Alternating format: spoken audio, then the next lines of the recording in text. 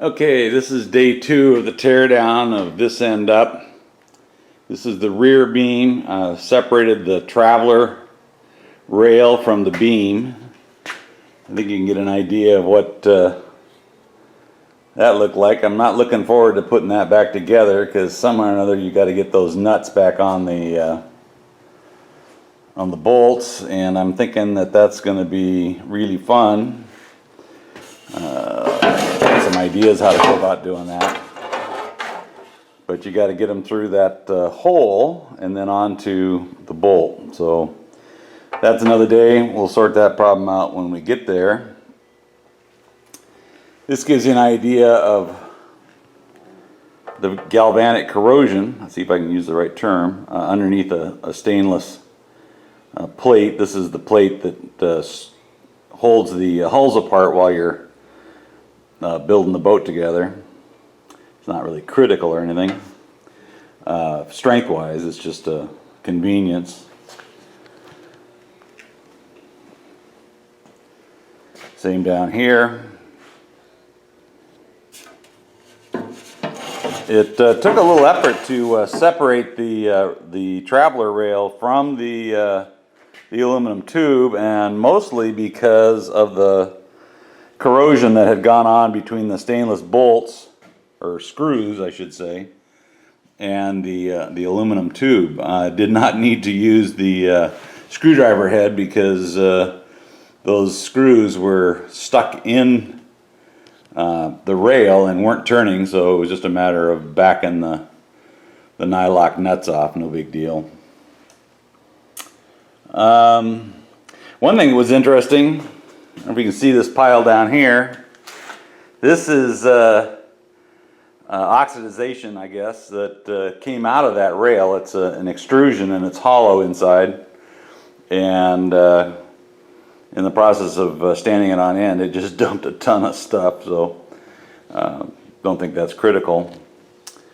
The main beam is now apart, and getting the Dolphin striker apart was fun. Again, the corrosion between, I think it's easier to see here,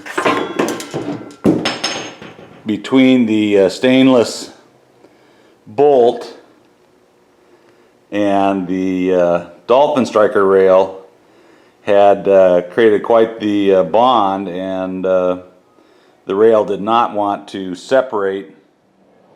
So by using multiple screwdrivers and slightly tapping them in from all different directions at once, trying real hard not to try to dent or bend that tubing, and even using some WD-40 to see if that would help loosen that stuff, it finally did give way. One thing that I didn't really know, because I guess I never paid any attention, is there is a tube inside the main beam that keeps the main beam from being compressed by the large nut from the Dolphin striker. Makes sense. Never thought about it much before, but never been here before either. One thing that you may have some questions about is what this honeycomb looking stuff is, and that's old degraded radar reflector. When I used to sail up in Puget Sound and up in the San Juan Islands, it was appropriate to have the boat show up on somebody's radar as best as possible. So I had this stuff on the beams and at the top of the mast, and it worked pretty well. I still have some more. I may replace it at some point in time when I get this all rebuilt, because it is helpful to have your boat visible to boats with radar, especially when you find yourself in the fog up in the San Juan Islands and you can't see anything and nobody can see you, so helpful. Another thing that showed up the other day is this is the new rivet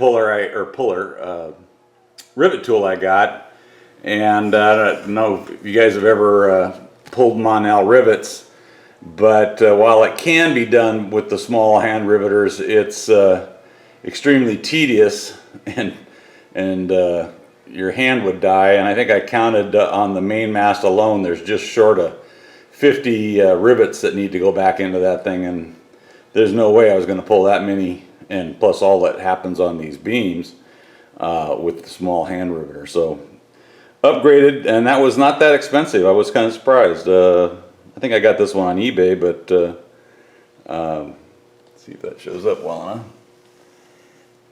And we'll give that a try.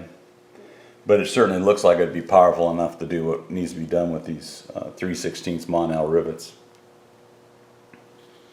So the plan is to clean off this old radar tape, and I'll sand this down just like the mass, and we'll do an acid etch. I did quite a bit of reading on that last night and this morning. There's quite a lot of information out there. Some of the most useful stuff actually I found was the aircraft guys are dealing with the same issues that we are, and because of the value of their planes and whatnot, they go to great lengths to make sure the aluminum is well protected. Again, probably we'll deal with the acid wash and sort out a reasonably environmentally friendly way to do that. Again, we'll sand it again with various courses of grit, and then we'll do a wet sanding to further, and it's really more about a cleaning issue, I think, than trying to get a polished edge or anything like that. So acid etch, and then we're looking at several ways of putting that primer, I think it's aniline or something like that, that we may look at, or just use one of the other commercial zinc chromate type primers, and then probably an epoxy coat and some kind of a finish coat. Looked at one finish system that kept the tubes the same color, which is actually desirable from my point of view, but I don't think it has the life that I want to see out of the finish. And after going through all this work and the expense of all the rivets alone, it makes no sense to shortchange the effort, and so we'll do whatever it takes to get a long-term fix. One thing I'm not sure what the answer is obviously the interior parts of these tubes need some kind of attention, and I just don't have any idea how to either clean that or to get any serious amount of finish very far inside the tube. So we'll have to think about that some more. Certainly you can get the last few inches, but you're not going to do anything for the interior of these things. And short of some specialized equipment, I just don't know what the answer for that would be. But the main thing, I think, is getting the finish on these holes, because the big concern I've had all along is that if these holes enlarge at all, particularly for the rivets, then you're going to start pulling them, and I think that would be a very bad thing to encounter. But I also suspect that even if they have enlarged over the years, that by putting in new rivets, you're going to take up some of the slack that might have come from the corrosion that's gone on over time. So I think you'll get back to a good tight fit of the rivet to the hole. So that's where we are today. I still have to get the bolts out of the main tube, and without damaging them, and so far they've resisted persuasion, and I'll get the nuts back on there and start banging on them some more. But I'm letting the WD-40 hopefully maybe see if it penetrates and loosens that stuff at all. But there's quite a bond between that oxidization that's build up between the screw, or the bolt in this case, and the aluminum tube. Other thing that was interesting is it was not difficult. Even with my big hands, I was able to reach in and put a wrench on the on these things, although it wasn't needed because they're seriously frozen in there. And but once I free them, I'm going to have to get deal with holding those in place and bolting it back together. So might add an extension onto the wrench to and tape maybe, or something, some way to hold those bolts in place while I reinstall everything at some point in the future. One of the things I was concerned about was what the main beam tube looked like at the junction of the Dolphin striker and underneath these bolts. I was concerned that if there had been significant galvanic corrosion there, that would be a weakness that would be a really big concern, but it's just not there. Same at the main pass-through of the Dolphin striker rod. Nothing going on there of any concern. Interestingly enough, and I don't know if it's something I did or was done at the time the boat was assembled, but there's silicone on the threads, and if that shows up, and that may have dramatically helped make this joint not have the corrosion. So, and again, that's on both sides of the tube. There's just nothing. That's maybe there's a little bit of, but nothing of any great concern there. So when this was put back together, structurally, I'm not going to be concerned about these beams failing. That's just from having massive amounts of corrosion that's gone on, and that's just not the case. So structure-wise, I think that this will be fine when we put it back together. Okay, so we've got everything apart, got the bolts out of the main beam. The WD-40 worked really well to soften the gook up and easily pushed them through after a bit. So this is the rear beam here. It's been now sanded to 120. And I should have mentioned, one of the things that the aircraft guys were talking about was the cleanliness of these parts when you do the acid etch and when you do your priming. Really critical. So the issue of stopping at 120 is not about the grit per se, but you want to get all the way up into 400 and soap and water to be able to remove any of the material that might be stuck in the scratches. So in any case, that's the plan. When we get everything all sanded down, we'll go to the next step and up the ante with a higher grit and get all the way into wet and dry with soap and water to super clean things up. What else?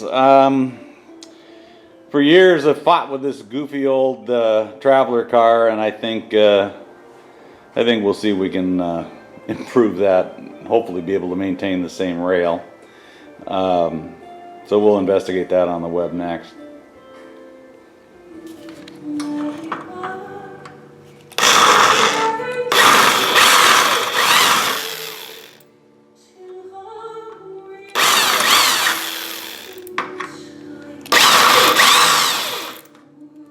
These are the aluminum rivets, and they're really easy to drill, but you do need to go down a little below the top edge surface to get the threads off.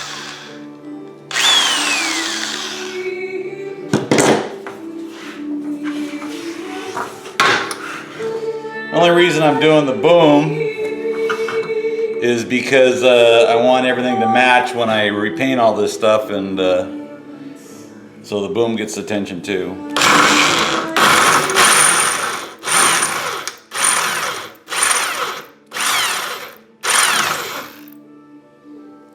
Usually as soon as the head spins, you've got it, but you do need to check just to see if there's any lip left.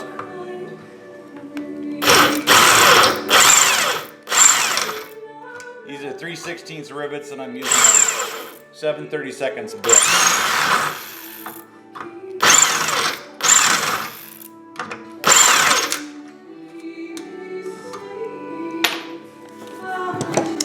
And then I just use pliers to grab the leftover head, reverse the drill, and away you go. And then you need to remember to switch the direction again.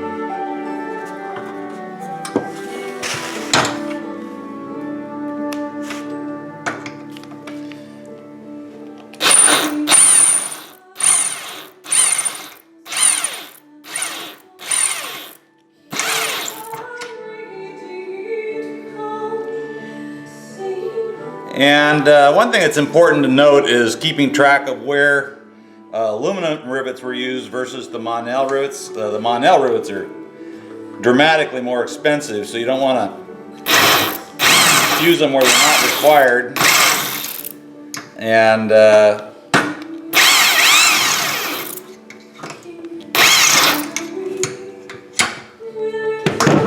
usually in high load situations you want the Monel. And if it's just holding a piece of equipment in place, then the aluminum is generally adequate. But again, you need the, whenever the shear forces are fairly high, you need the higher strength of the Monel. The aluminum will distort and pull under load, so don't use them where you think that's going to be a case. But aluminum rivets are a fraction of the cost of the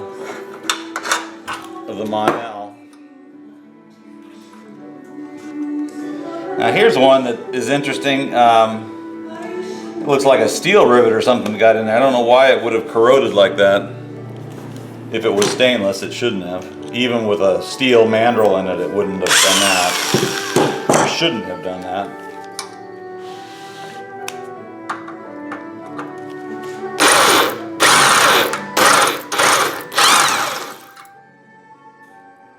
The other thing that's important to kind of pay attention to is whether or not the mandrel is still visible in the rivet. Because if it is, then you need to punch it down because it'll stop your drill bit from penetrating.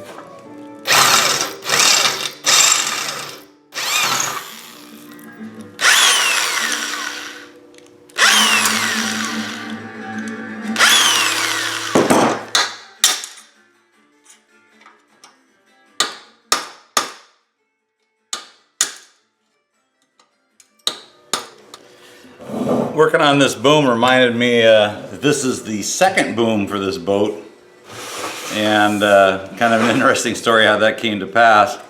We'd been sailing in salt water quite a bit, and we decided to go up to a lake called Summit Lake west of Olympia, Washington. And the plan was to sail for a while, but at some point we planned to intentionally flip the boat so that we get the sail in the water and kind of give it a bit of a rinse in fresh water. It was evening, and it wasn't terribly windy, but certainly windy enough to be able to fly the hull. And interestingly enough, when you're trying to flip the boat, it's not as easy as you might think. We had sailed for probably 15-20 minutes, making several attempts, and got to the point where we were able to sail the boat so high that we couldn't steer it anymore, so the hull was probably about 70 or 80 degrees to the water. And what the rudders would do, instead of steering the boat, would make it porpoise. And this is probably a phenomenon that some other boaters have seen that have sailed these kind of daggerboard boats like that. Anyway, at a point in time when I finally decided it was time to get this little project over with, I literally reached down into the daggerboard trunk and kind of gave the boat a serious kawunk. And my crew member, Mike, wasn't expecting that. And when he dropped off the trapeze wire, or maybe he was sitting in the hull, I don't remember anymore, he hit the boom with his chest. And his chest was tougher than the boom. It virtually bent this thing into a nice big U-turn, since he hit it right about the middle. And he broke some ribs and complained mightily, but we were able to sail the boat back with a seriously bent and shortened, essentially shortened boom. So this is one of those little stories that comes with having one of these boats for a long time. This radar reflecting tape is clearly a pain in the butt to remove, but I probably will think of a different way to attach it to the boat for future use, because I think it is helpful to have other boats know where you are. And these little boats don't show up very well on radar without some help. And that could get you a result on the water you didn't have in mind. So probably worth the effort, but I'm thinking maybe some kind of aluminum plate or plates that I can hang or attach or something would be fine, because an awful lot of times you just don't need it, and it doesn't look real whoopee, but like I said, it serves a useful purpose. And this stuff was actually acquired clear back in the days when I was in the Coast Guard, and it was used on the buoys to give them a bigger radar signature. So this is a 3M product that they probably have seriously upgraded since then, but the point of it is that it returns a radar signal probably 3 or 4 times larger than what would happen without it. And this aluminum doesn't present a great reflector for radar signals. It sure is a pain to get off.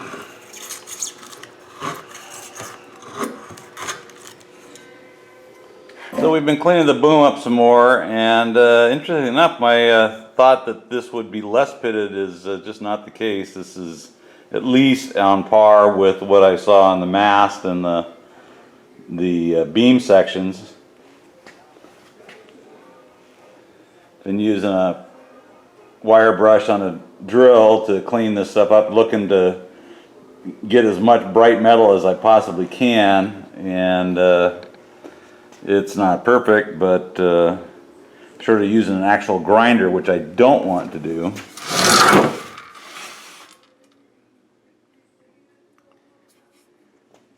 I think for sure what I'll be doing is, when I reassemble this, like I said, I'm going to be using something to separate the stainless part from the aluminum.